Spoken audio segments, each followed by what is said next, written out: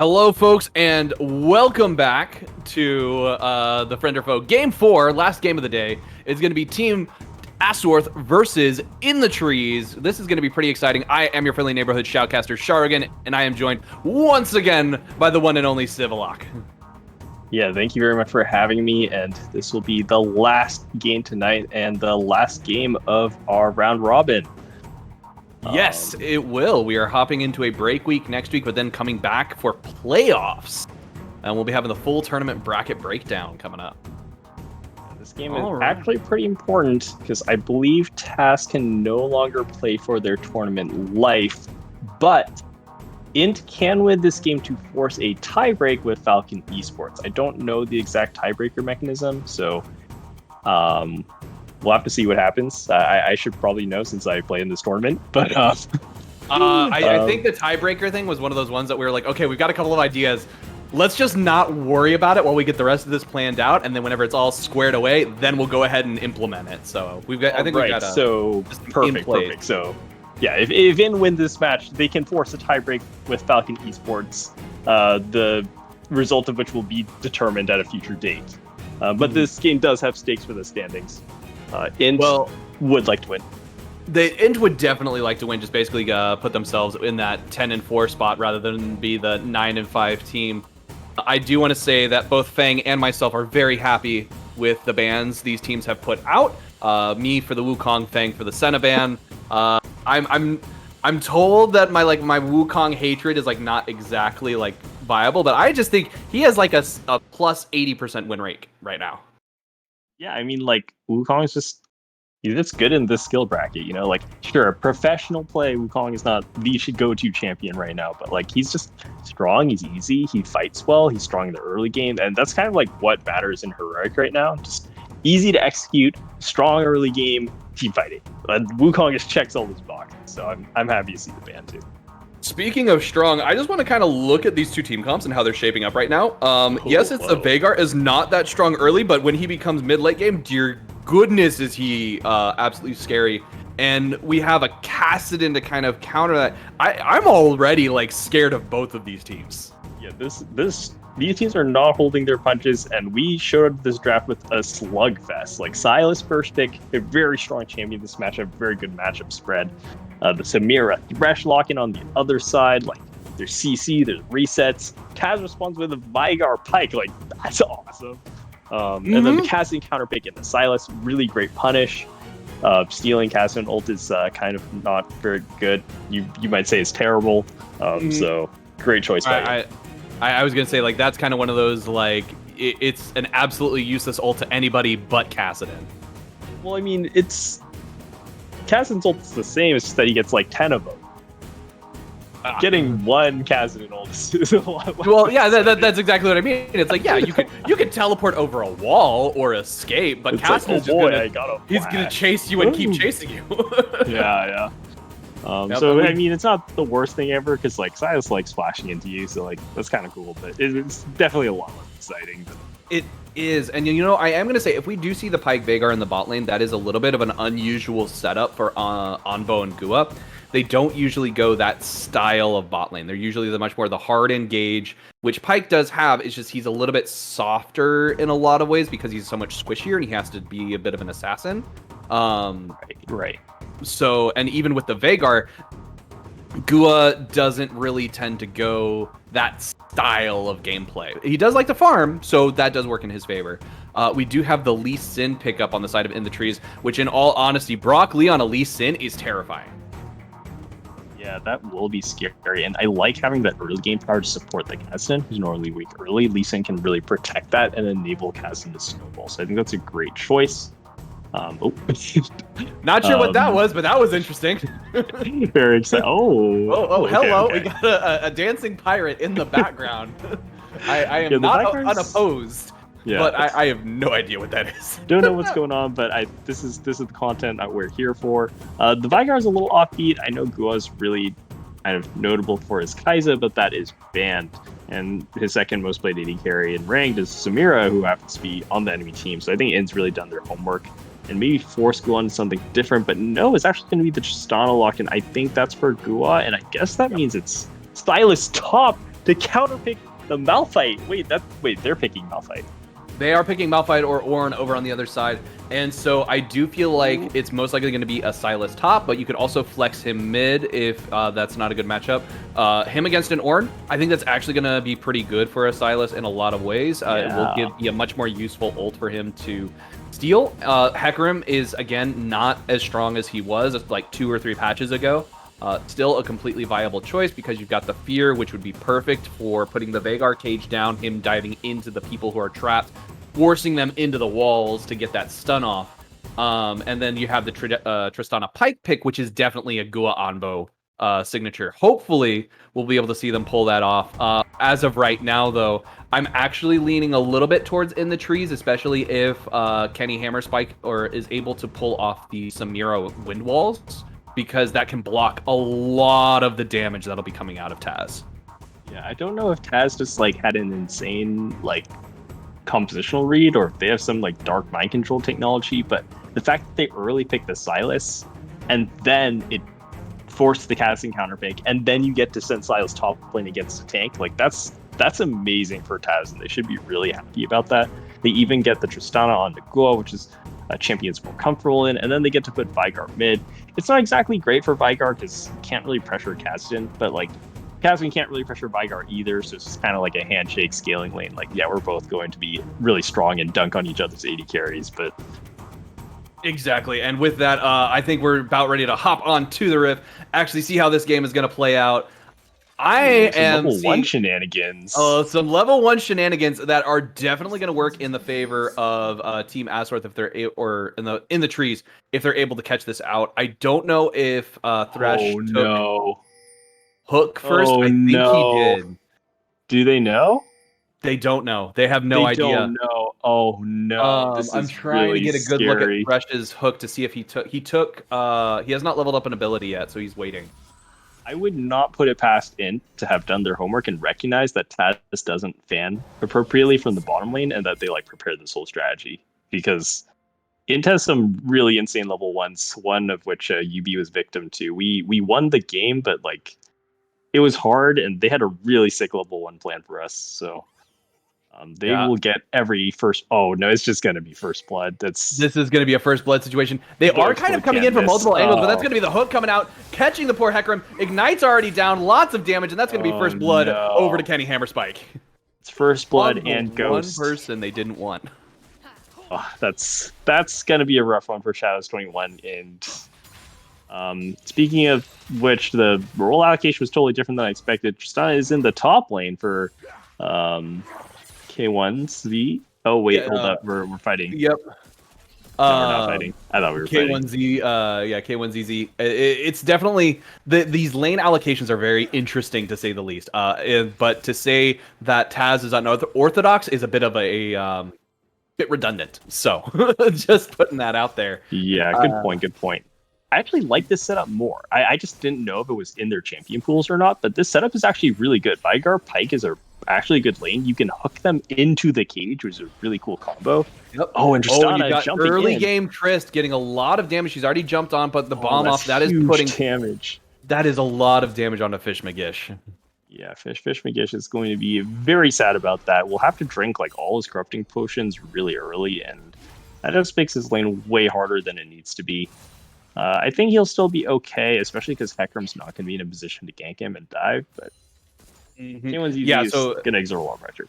Yeah, essentially that means that first one, level 1 first blood is really important for them naturally in order to keep them ahead.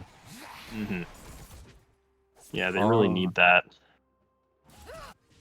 Kenny Hammerspike is pushed up way more than Bow Explode. Bow Explode's playing really far back.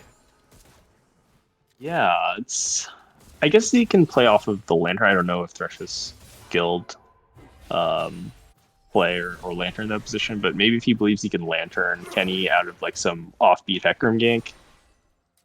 That might be. They might be expecting that gank. That is a missed hook coming out from Bow Explode. Onbo doesn't even have to move.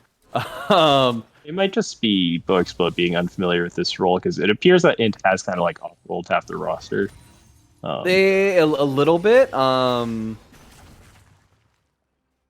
Yeah, I'm trying to think that usually you have Bo explode up in the top lane, so having him in the support role is a little bit of an odd one. It does look like it's a bit of unfamiliar, but he's got the level 7 mastery, so shouldn't be missing too much. Oh, okay. So maybe Bo Explode's a legacy support player. We have a lot of mastery flashes going off in this bot lane. I feel like they're basically just trying to be like, yeah, look at me. I'm not doing poorly at all. Yeah, I mean, the League of Legends is a mental battle, just like all battles. It's about the mindset. Yeah, and the it's emotes. like, yeah, I would say, how does that song go? It's like 50%. Oh god, I can't even remember at the moment. It's just blanking on me. 50% luck. Is that how it starts? 50% luck, 50% skill, 50% power of will, or something like that. Yeah. It's Yep. Yeah, So that it's like sounds right. it's like 150% of everything. Oh yeah, it's 10% luck, 20% skill, 50% concentrated power of will. Evolve Dude just left the game. Hopefully we'll get a pot. What was that? What was that spear that Onbo threw out? Absolutely no aiming for Bo Explode. It's like he expected him to dodge, and Bo's just like, I'm gonna sit here and wait. Yeah. Oh, well, no, I'm goes glad out. that Hitting, that's the second thrown, hitting a minion instead of the enemy target. Well, I mean, this might be just a totally different kind of game from than we were expecting. Yep. Like last game we casted, it was just fighting constantly. All right, good hook coming out, good flay coming out as well. Ignite is down. This is definitely the engage we were expecting. Kenny Hammerspike diving in, going in on Onbo, but Onbo is a pike, which means that the damage you do to him is just gonna come right back. Yeah, a lot of fighting, but not a whole lot of killing. The game we just casted was pretty much a bloodbath from start to end, so maybe we're going to get a little bit more farming and scaling this match. Wouldn't be out of line since we have Kazin and Vygar in this game. But, maybe these teams will hit level 6 and decide that it is time to knife fight in the river until someone dies. Mm-hmm. And I was going to point this out, that this is... They were able to force that wave pressure, the lane pressure in the bot lane. Excuse me, allowing for an early Drake pickup of that Infernal.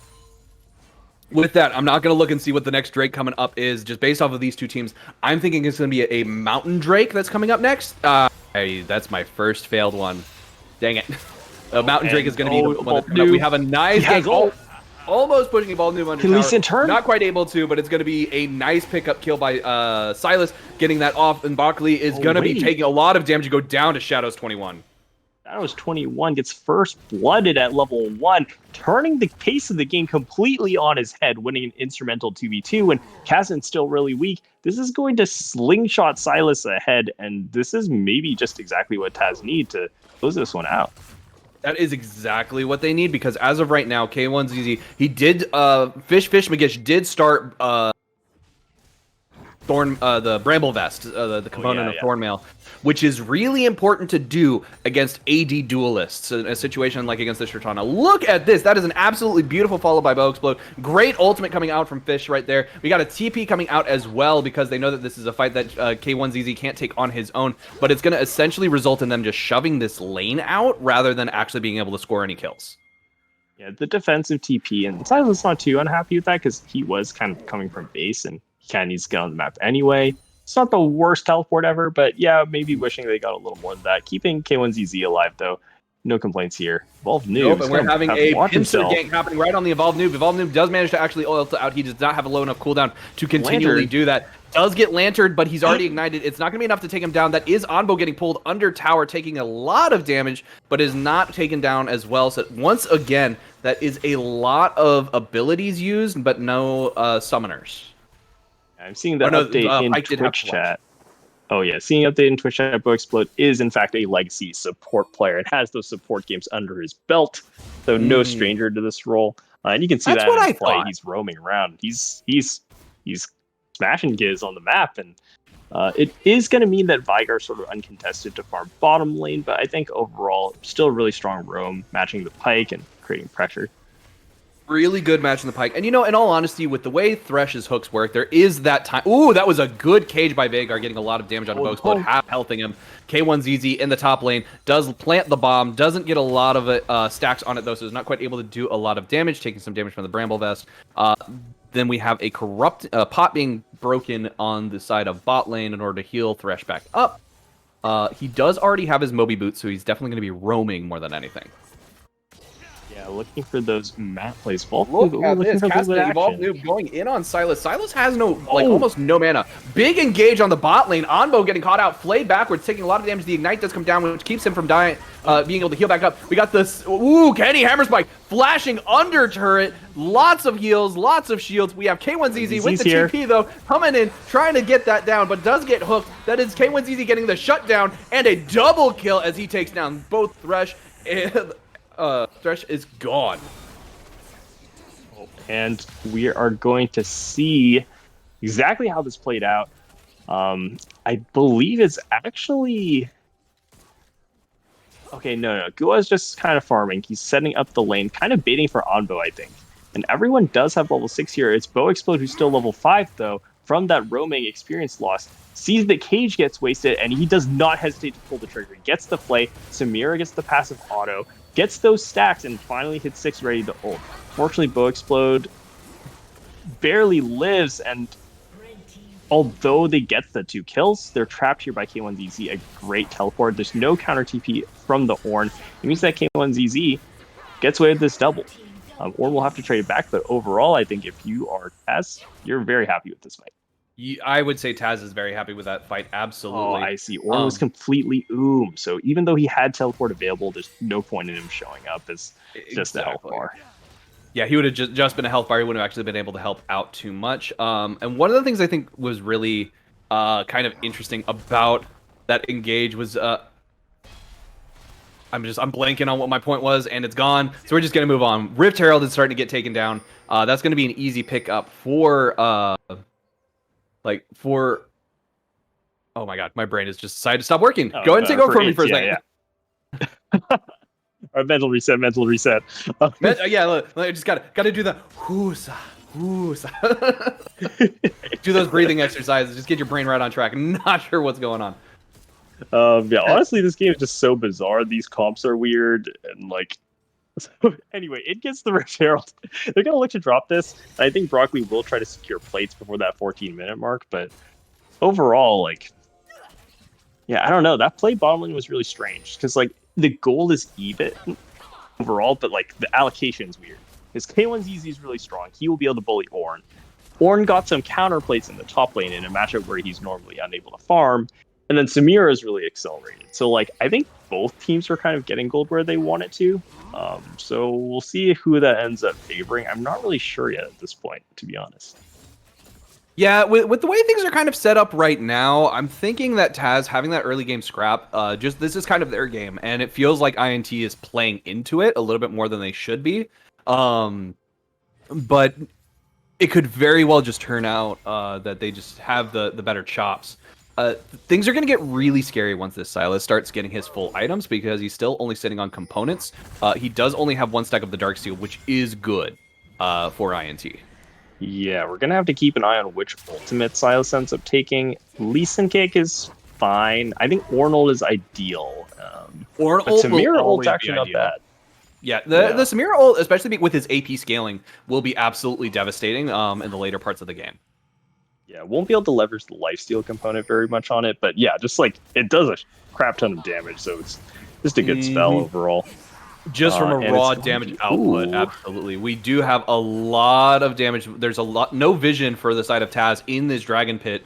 Dragon is taking a lot of damage. K1ZZ and Fish Magish both kind of going at it. K1ZZ will not be able to respond should Fish actually decide to TP, though, so Fish does have the advantage as long as the tower is pushed, wave is pushed out.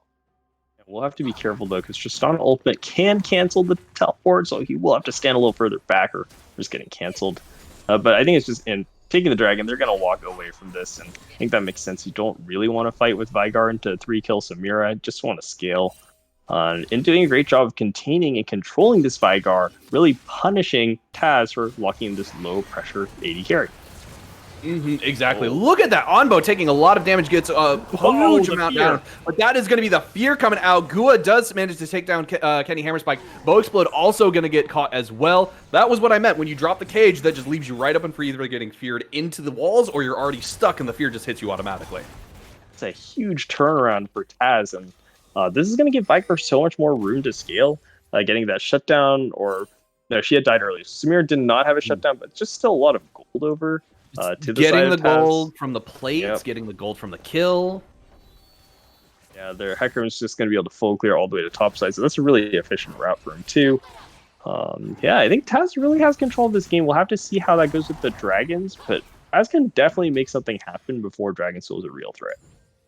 And see, this is what I mean when we were saying that TAS was doing, like when we were hyping them up at the beginning of the season. This is the kind of game they like to play, and a lot of the teams in Season 2 were also playing this style of game, and so that was why they excelled. This is what they excel at. So I actually think that INT choosing to play into TAS the way that they want might actually end up being a big disadvantage, because we see right here, K1ZZ getting the bomb off, getting a huge amount of damage, getting that kill, going on a killing spree. The Ornn ult's going to miss, and it's just absolutely devastating seeing one of the greater duelists in the jungle just getting bursted down by a Tristana.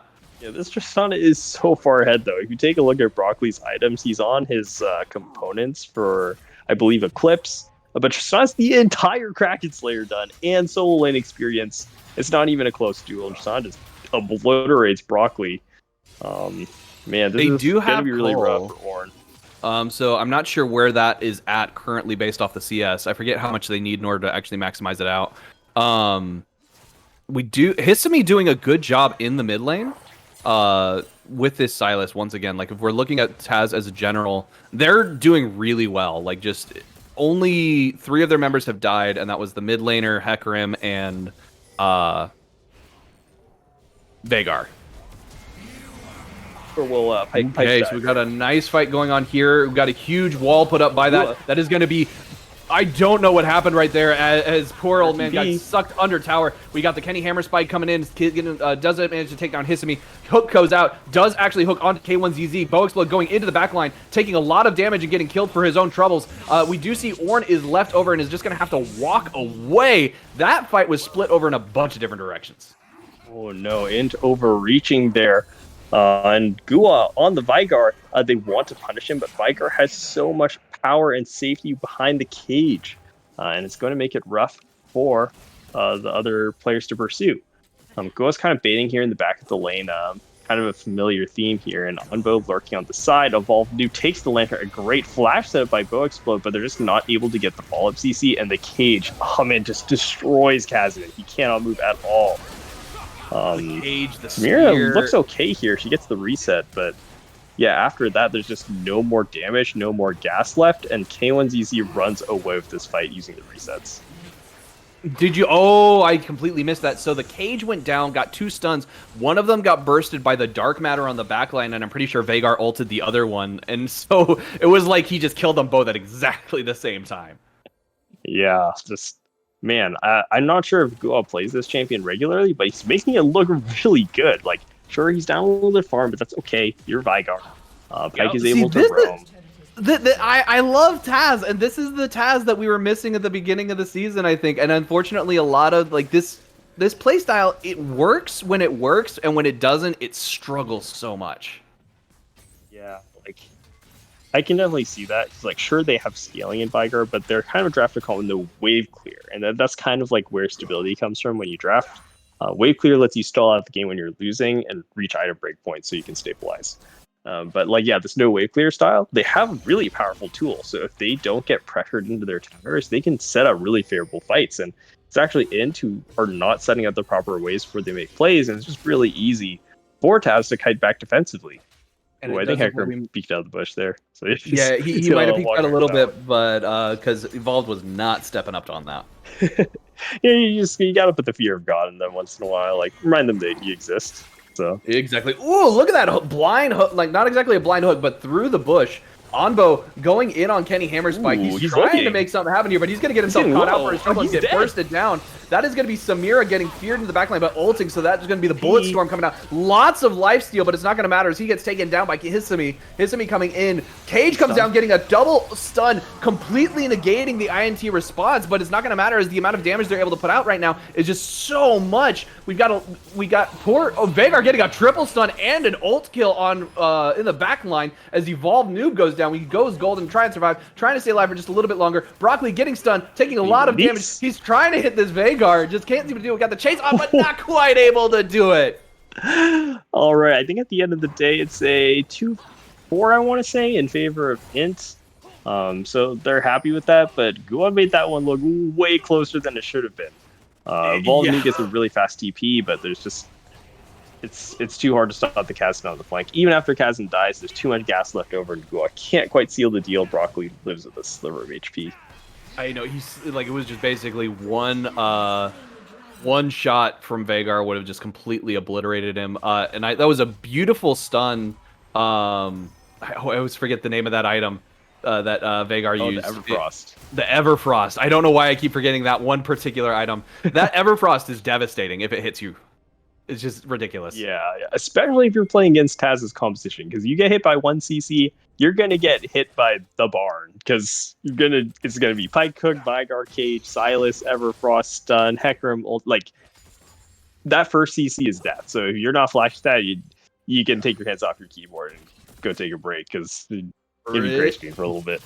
Pretty much. There's just so much hard CC right there. That was a weird. Did he teleport? Did you see that on Evolve Noob? I think he he's did. ulting in place.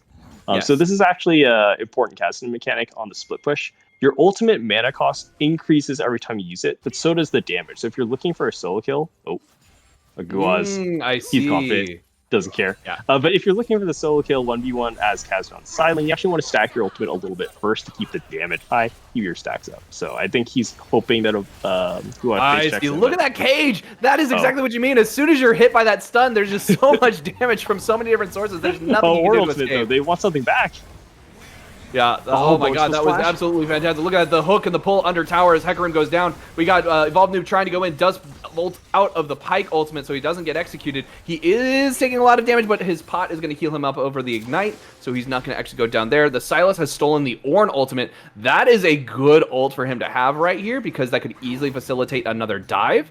They're basically just going to kind of hover around this once the minion waves start crashing up before the fight starts back up.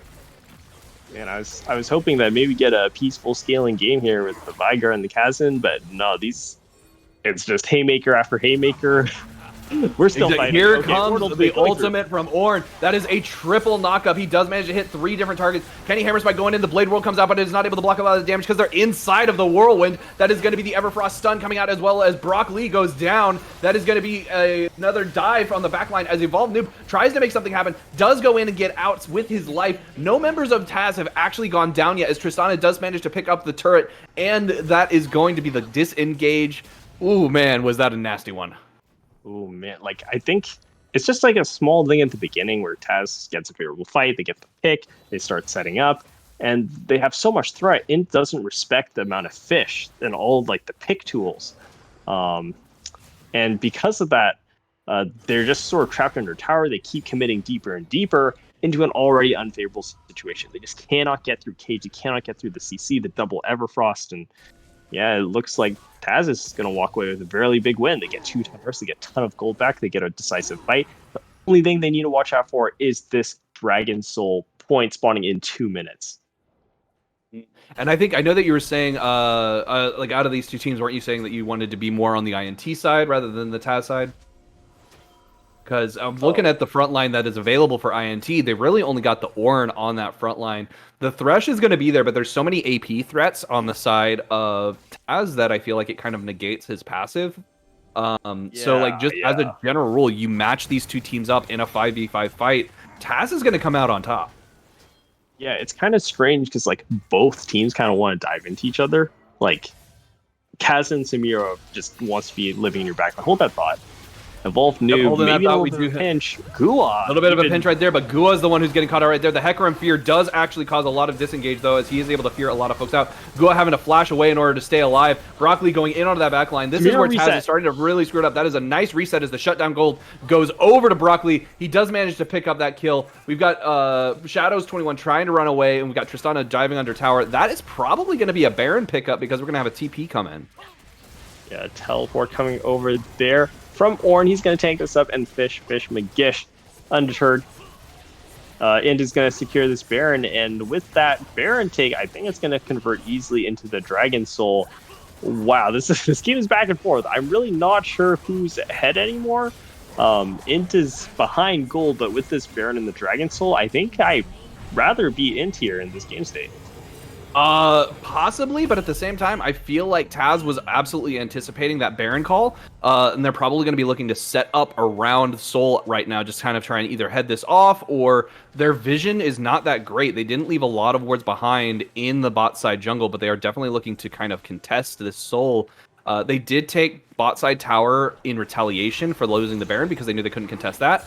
Good teleport in order to avoid actually getting a fight engaged on by Evolve Noob. Looks like Taz is just trying to burst the dragon down. The cage! Cage! That's going to prevent that right there. And Broccoli taking a lot of damage. Does manage to get out, avoiding the... he does still go down from the bomb. Samira getting a lot of damage off with the Bullet Storm. There is a Ornn ult right there that does manage to actually end it up. And that is going to be a pentakill for Samira. Samira getting a crazy fight. Kenny Hammer Spike. I think that's going to be the second penta he's getting, because I think he got one against Yubi the other day. How does this fight set up? It looks like, yeah, it just walks in. They know that Taz wants to burn this dragon and finish it quickly, deny the soul point from being taken, but the problem is there's just... The cage stops the steal attempt. But what happens afterward is that there's just no threat on the Samira. Sure, Broccoli is dead, but Cage is down. And once Cage is down, that's just freedom for Samira to hit everyone. There's no one who can match through that. Hecarim isn't able to stop the Samira ultimate channel, and she just walks away from the fight. It looks so good for Taz in the beginning, but if there's no threat and no pressure on the Samira, she can just run away with the whole thing. That was a perfectly timed Blade Whirl from Kenny, which allowed him to block almost all of that damage that was coming out on him. They just couldn't get a target lock on him because he was jumping into the back line. He basically jumped into 3 different spots and made a bit of a triangle movement. So they're going to respond by taking 2 more towers, possibly even the inhibitor tower. But that's going to probably put Taz on the back foot. Looking at the gold, they are about even still. But I think from a demoralization standpoint, that's going to have a huge impact on Taz.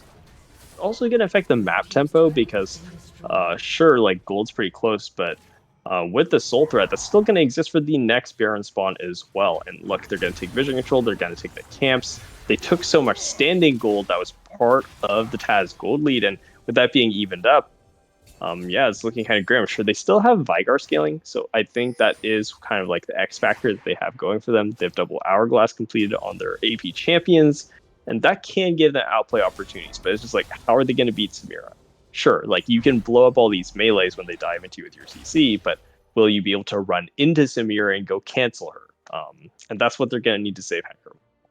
Onbo has got to be hitting those executes on the Pyke ultimate, because by not being able to, he's missed a lot of them this game. And by doing that, when it comes to these team fights, he's not able to get the reset, which means he's not able to use it multiple times throughout the fight, which is really useful against people like an Ornn, Thresh, and a Samira, because then when the look at this, we got a huge jump in on K1ZZ. He just gets completely bursted down, or sorry, Hisami gets completely bursted before he has a chance to respond. Ooh, that's a big disaster. Baron buff is still up for a little bit longer, and we'll see if INT is able to maybe even capture the inhibitor off of this play. But yeah, definitely agree with you there on the Pyke ultimate. He had such good hooks earlier in the game, and he was baiting super well, but yeah, just not able to connect that teamfight ultimate reset, and it's reducing a lot of his impact and a lot of the potential gold income that Taz could be getting off of one fights and the Pyke reset gold. Exactly, and I do believe that. I think that honestly, INT should be able to get this inhibitor. They're in a good position. They won't have the Baron buff, but it looks like they are going to be backing off instead. Yeah, if they want it, it means they would have to commit Kazan and teleport, And I think they may have just learned their lesson that you can't run into TAS. If you run into Vygar, it's losing. So they're going to be patient. They're going to back out. They're going to secure their waves and say, like, sure, they have the Vygar, but we have Kazan scaling up. We have Ornn items kicking in, so they can afford to play just as slow, just as scaling. Really play patiently around the next dragon spawn where they will have an enormous advantage. That they will. Looking at the summoner spells, it does look like we have the TP up for Silas and Caspian. Look at this. That is a huge engage. It's a nice fight. That is a good hook. The Thronebreaker does come out, but it's not going to matter as Kenny Hammerspike just completely obliterates him, taking so much damage. Hook comes out. Good hook onto the Hecarim. He is a dive under the tower, but he's going to take too much damage. Hecarim is going to go down from the amount of burst that INT just has available. Kenny Hammerspike just sitting on that back line, getting a lot of work done. We have Brock Lee getting trapped in the cage, not able to escape, but doesn't get stunned, so that is to his advantage. He is able to avoid that.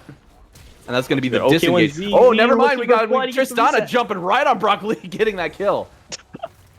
Wow. Okay. So TAS, they're a little bit behind, but they're not going to go down without a fight. They're going to make this a nail biter. They're going to make it a close one. Evolved Noob is going to have to limp away, and suddenly TAS has full control of the Dragon Pit vision with Dragon coming up. They can squeeze in their reset. They can get control of the waves. They can deny Soul one more time, and that's going to give Vygar even more time to scale up. So one of the things that TAS is doing right now is they don't have any wards available to drop, but they were not able to put any on the other side of the map. They've had to be really defensive with their wards, unfortunately. So they are going to go back to this Dragon Pit with very little vision, but hopefully that won't be too detrimental for them. Yeah, hopefully not. And they do have the tools to just fight for it, so it's not the worst thing in the world. I think one thing I want to keep an eye on is I really want to see Hecarim hold ultimate to cancel Samira. It's kind of weird, but because like Hecarim normally wants to engage, but you actually can't go in. He has to wait for Samira first. Because that's the only really like on-demand point-and-click way they have to interrupt Samira ultimate. You don't want to rely on something like Vygar Cage for that. You do not. We do have the vision denial coming up from INT to keep them from being able to see into the Dragon Pit. There is a lot. The whole members of INT are waiting in that river, and they know it. They're so hesitant to go in. Yeah, but if they wait any longer, it's just going to be a dragon rush, and they need to enter the river right now. There's no vision. They started the dragon up, trying to say they were there. That is going to be a dragon rush. The Dragon Soul is going to go over to INT. Really easy. The Everfrost from TAS does actually manage to hit 2 targets. 3 targets hit by the Ornn ulti from Silas, but it's not. They're on the back line. Silas and Hecarim trying to get away. That is going to be the 4-man follow up in the top lane. Ornn trying to go for that flank on the bot side. K1ZZ, Hisumi, and Gua are all trying to get away. Double knockup coming out for Ornn. That is going to be so devastating when this team fight starts. K1ZZ trying to get it off, but doesn't manage to get a lot off. The GA that he just bought does actually pop, so he is still alive. Broccoli under the tower taking a lot of damage. Magish also getting tanking a lot of damage there too. So does Boxblood. Boxblood actually goes down, and that's going to be a Brock Lee going down as well, as they just keep diving but keep failing to get the kill. Wow, this is just really both teams overcommitting every time. Oh, look at that! The Pike getting double shot by the Samira. Oh, no, going in, trying to stop that back. They're trying to get the enemies back. They're trying to basically be like, oh, you want to do this? Fine. Samira does manage to pop it off and get the Bullet Storm triple kill. Oh, I feel like this is just a little bit of a comedy of errors. Both teams just keep biting off more they can chew. There's this kind of tug-of-war effect going back and forth where every team's like, they get a small advantage, like, all right, let's go, let's kill, let's chase, let's end the game. And they chase too far, then they get stuck, and then they start back out. Other teams like, oh, we got on the run. It's our turn to chase. Let's turn it around. And then they overchase and then get killed. It's a little bit funky, but ultimately, INT does walk away with the Dragon Soul. They don't get to get more than that, but they're very happy walking away with that. They'll be ready set up for Baron, set up for Elder Dragon, and use the Cloud Soul move speed to really set up for effective fights. And, you know, like, Mirror Ultimate with move speed, it's pretty spicy. I'm looking forward to that one. Super spicy. And unfortunately for TAS, Samira is one of those champions that if you don't hard CC her, she's going to get her full combo off. It's an inevitability because the amount of dial points she can get just by jumping on you, shooting auto attacks. There's just so many ways for her to get that combo to activate the ultimate that a Hecarim Fear really isn't going to be enough. We'll take a look at INT. They're pushing really aggressively in the top jungle using the vision denial.